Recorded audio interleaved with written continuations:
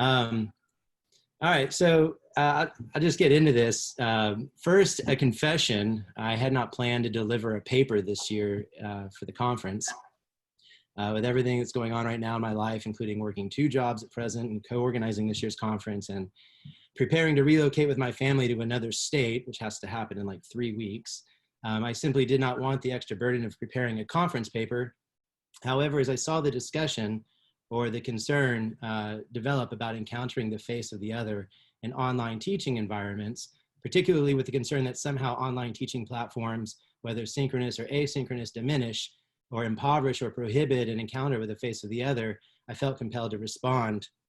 I believe there is no failed encountering of the face of the other in online teaching environments. I do, however, have deep sympathies for some of the difficulties expressed by friends and colleagues over the course of these past few days about the forced move to online teaching platforms during the pandemic. I too possess a longing and a nostalgia for the pedagogical intimacies of the classroom. I'm an extraordinarily performative teacher in the classroom. I cut up, I dance a little, I elicit laughter. I even vandalize the classroom in non-destructive ways. And I have some funny stories I could tell about that. But even, you know, I mean, even like sometimes I'll like have my students, I'll turn out the lights in the classroom and I'll make my students listen to Leonard Cohen's You Want It Darker as I introduce the notion of Hanani. And so, you know, I miss the dynamic and performative aspects of the classroom so much. But these pedagogical intimacies of the classroom are really only political intimacies. And as we are forced to move online and attend to each other there, the demands of our ethical responsiveness, of our ethical responsibility is in no way diminished. In fact, it might even be more acute than ever. And it might just be that this paper, or really this set of conflicting pedagogical meditations, if you will, does not so much bear a polemic against what others have expressed during this conference as it marks my attempt to remind myself that the ethical vocation of teaching in online environments demands no less vigilance than teaching within a classroom. In the same way that Levinas loves to quote Dostoevsky and the notion that I am the most guilty of all, perhaps these are inward meditations, not necessarily directed outward, although it might be that I unwittingly stumble across resources that find relevance in our institutional and political contexts. All of this is to say that what I offer here invites response, but not argument, just because my thinking on these matters is continuously open to revision. And in the last 10 minutes before I started, Brian Bergen-Aurand and I have already been texting back and private chatting back and forth about everything that's not in this paper. And this is not part of a larger project. Like I said, I threw this together since we put the call for papers out, or since after we received the call for paper proposals. But I do believe that Brian and I are going to try to develop this into a larger project. I'll be referencing a small cluster of text or drawing a constellation across key passages that continue to impress upon me. But 2 texts are particularly important for my thinking here. Levinas's penultimate essay, Diachrony and Representation, which is the text of a lecture delivered in honor of Paul Ricoeur in 1985, and Sandra Goodhart's essay, Back to the Garden, Jewish Hermeneutics, Biblical Reading, Pardes, and the Fourfold Way. My thinking on this also occurs at the intersection of phenomenology and midrash, or more particularly in the phenomenology of sociality that Levinas announces in Diachrony and Representation. But we've also talked a lot about the face as saying during this year's conference, and I really think that Goodhart's essay, Back to the Garden, uncovers for us rich resources for thinking about the face as saying and how it relates to the said of our political and pedagogical intimacies, whether it is in the classroom or in the class Zoom, as Brian likes to call it, or our asynchronous online teaching environments. I worry at times that in this moment of pandemic, we confuse the ethical vocation of the face with the political and pedagogical intimacies of the classroom that have indelibly shaped our lives. As a sort of epigraph to these meditations, I would like us to think about our classrooms, virtual or otherwise, as we take up Levinas's opening paragraph in Diachrony and Representation, where he writes, quote, "The sphere of intelligibility, of the meaningful, in which everyday life as well as the tradition of our philosophic and scientific thought maintains itself, is characterized by vision, the structure of a seeing having the seen for its object or theme. The so-called intentional structure is found in all the nodes of sensibility having access to things, It is found in the intellectual accession of states of affairs or the relationships between things, and also apparently in the way human beings interact between beings who speak to each other and who are said to see each other. Hence, the priority of knowing, in which all that we call thought, intelligence, mind, or simply the psyche is formed. All too often, the classroom is a metonymy for this sphere of intelligibility, which, as Levinas writes, fosters an expression of consciousness as intentionality. And this intentionality is characterized by three movements. One, it produces a thematization of seeing. Two, in its contemplative character, it posits a being at a distance. And three, it indicates a moment of egoism or egology. Given this, despite the edification of our pedagogical intimacies in the classroom, if we confuse the ethical vocation of the saying with the political intimacies of the said, then however intimate we feel in the pedagogical moment, we still posit a being at a distance. The very nature of contemplation eclipses the ethical proximity of a prior sociality. As Levinas writes, this sociality is irreducible to the immanence of representation, is other than the sociality that would be reduced to the knowledge one can acquire about the other person as a known object, and would already support the immanence of an I having an experience of world. So even as we read the bodily gestures and the subtle social cues and codes of our students in the voluptuosity of the classroom, there is always the danger of remaining at a distance. So even in the classroom, distance education is possible, right? And conversely, as I'm learning, pedagogical intimacy is still possible even in online and asynchronous environments. I'm getting ahead of myself right now, however, and I want to return to this question of encountering the face of the other through the interface of online learning technologies. During this conference, we have talked a lot about the face as saying and its relation to the said. Because we encounter the face as saying and not said, we know that there can be no phenomenology of the face that never appears as such. After Katie's beautiful talk, replete with richly poetic expressions of the kind of pedagogical intimacy that so many of us desperately miss, myself included, I suggested that just as we cannot speak of a phenomenology of the face, I do not think we can speak of a saying of the body. But I've been rethinking that claim since I said that just a couple days ago, and I'd like to unpack my rethinking of the claim by appeal to a conundrum that I think Goodhart's essay Back to the Garden helps us address. But let's unpack this impossibility for a phenomenology of the face so that I can address that conundrum. In Ethics and Infinity, Philippe Nemo asked Levinas about his quote unquote phenomenology of face. But Levinas immediately corrects Nemo and notes that phenomenology is about what appears and that the face never appears as such. So he writes, quote, I do not know if one can speak of a phenomenology of the face, since phenomenology describes what appears. So too, I wonder if one can speak of a look turned toward the face, for the look is knowledge, perception. I think rather that access to the face is straightaway ethical. You turn yourself toward the other as toward an object when you see a nose, eyes, a forehead, a chin, and you can describe them. The best way of encountering the other is not even to notice the color of his eyes. So that's a very famous line, right? The best way of encountering the other is not even to notice the color of his eyes. Later, of course, he adds the face's signification and signification without context. Commenting on this notion of the face of the other encountered as signification without context, Una Eisenstadt and Claire Katz write that, quote, ethical responsibility arises not between a person of this kind and a person of that kind, but whenever the self is faced with any other human being prior to a definition of who or what that being is, such that the face shows itself non-empirically as a nudity stripped of form. But what then do we make of claims such as those that insist we attend to others in their embodied situations, whether we are concerned with Black Lives Matter, Indigenous cultural and linguistic revitalization work, the safety of LGBTQ communities, or our students who attend our classes by remote, whether that's synchronous or asynchronous?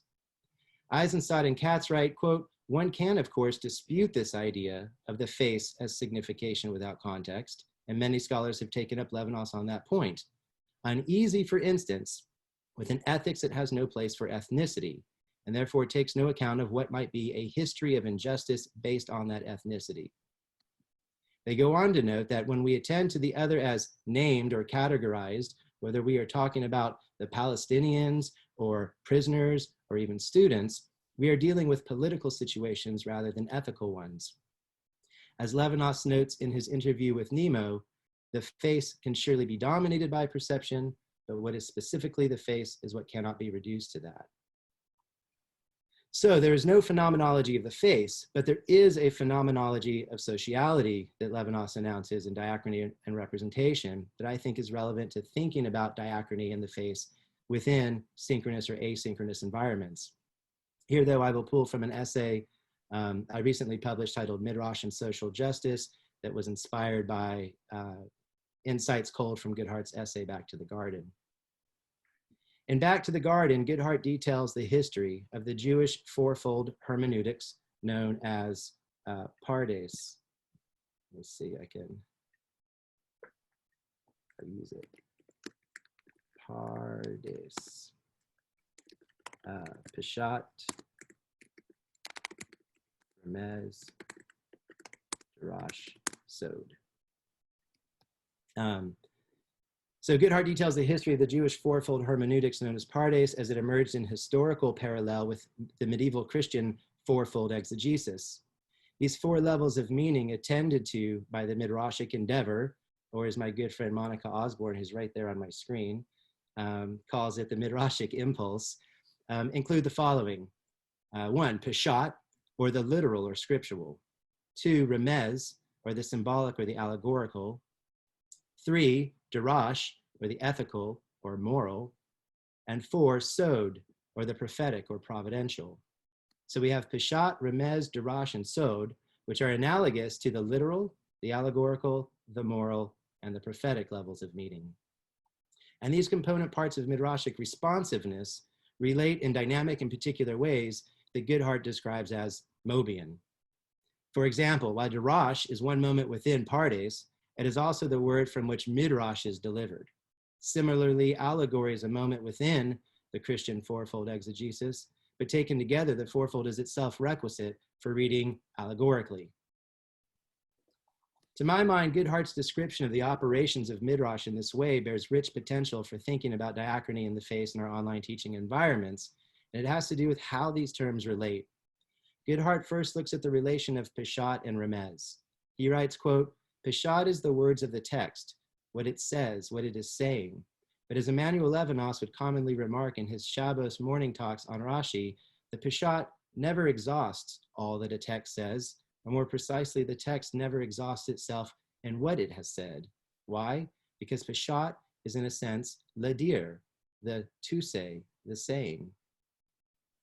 By contrast, Goodhart observes, remez, or analogously allegory, refers to the meaning or the symbolic context or codes in which peshat functions, the illusions it contains that may not be apparent on the surface that allow it to become meaningful at all. Peshat, as the saying, is in a sense illegible until it is contextualized by the symbolic codes and contexts of remez. He writes, beginning as a saying, peshat is domesticated by what comes after it, which determines in retrospect what has transpired. Reading this articulated relationship of peshat and remez is critical to how we understand the face of the other as an ethical relating before and beyond the political. This is the meaning of Levinas's idea that the face is signification without context. The face is the origin of all signification, the light by which Torah must be read. It is not the light of Plato's sun or vision and visibility, nor is it the light that illuminates an on-campus classroom, or even the light of the screen that renders each of us visible before each other on Zoom. It is the light of the face of the other, bereft of the synoptic and totalizing, objectifying virtues of vision, as Levinas writes in Totality and Infinity.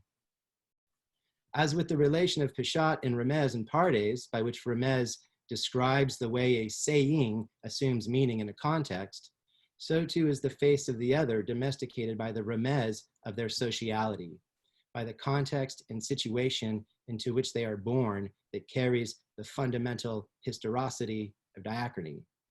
As Goodhart notes, a different remez means a different peshat. Regarding its medieval practice, Goodhart writes, the medieval commentators who said they were supplying peshat, and they were, or supplying remez in order that peshat be known.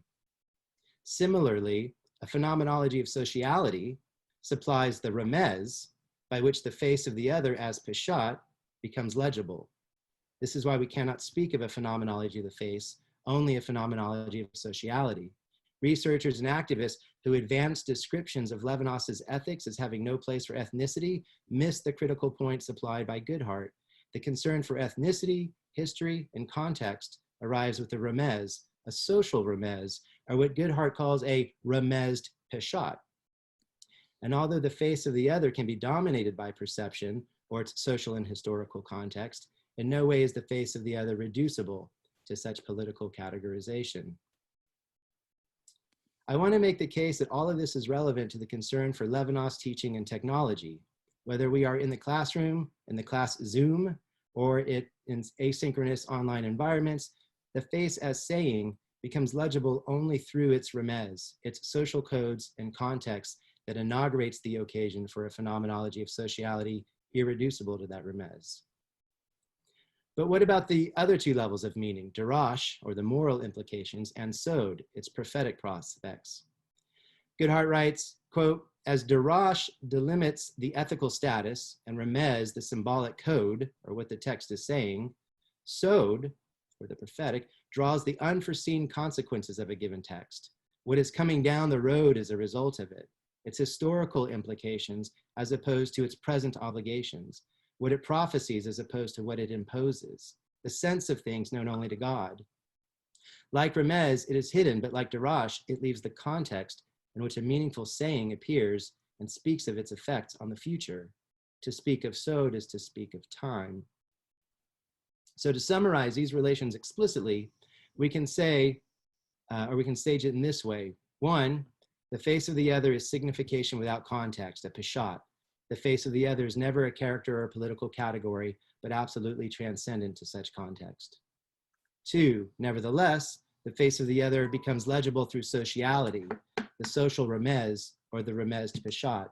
We encounter the other through social contexts and codes such as ethnicity. And this is why we can say at once that to encounter the face of the other is not even to notice the color of their eyes and still attend to the call from someone like Cornel West, who insists that you must see him as a Black man in America and understand the significance of that. And three, with darash, I know what I ought to do, how to enact my responsiveness and muster the resources for my responsibility to the other, who calls to me out of the social remez that is irreducible to it. In this way, I too am given context as I find myself already responding to the call of the other, irreplaceable in my election. And four, finally, sod concerns the effects of darash and remez on the future. As Goodhart writes, to speak of sod is to speak of the future.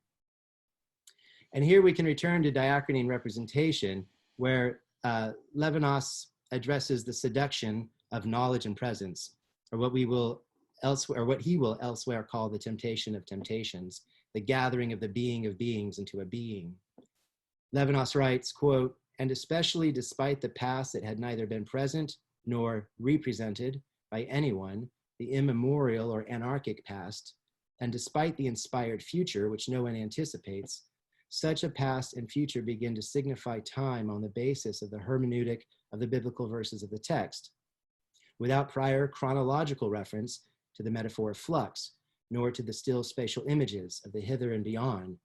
Has time thus shown its incomprehensible intrigue? We've talked about how the pandemic and pedagogy in the time of pandemic has shifted our sense of time.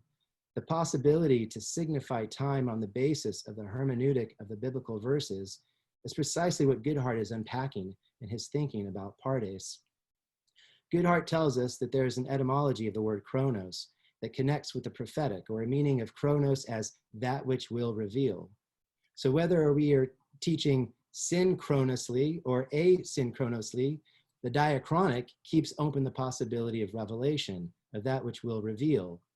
The proximity of the classroom and all our pedagogical intimacies does not revert to intentionality. In particular, it does not revert to the fact that the other is known to me. Levinas confirms Philippe Nemo's point that I can know someone to perfection, but this knowledge will never by itself be a proximity.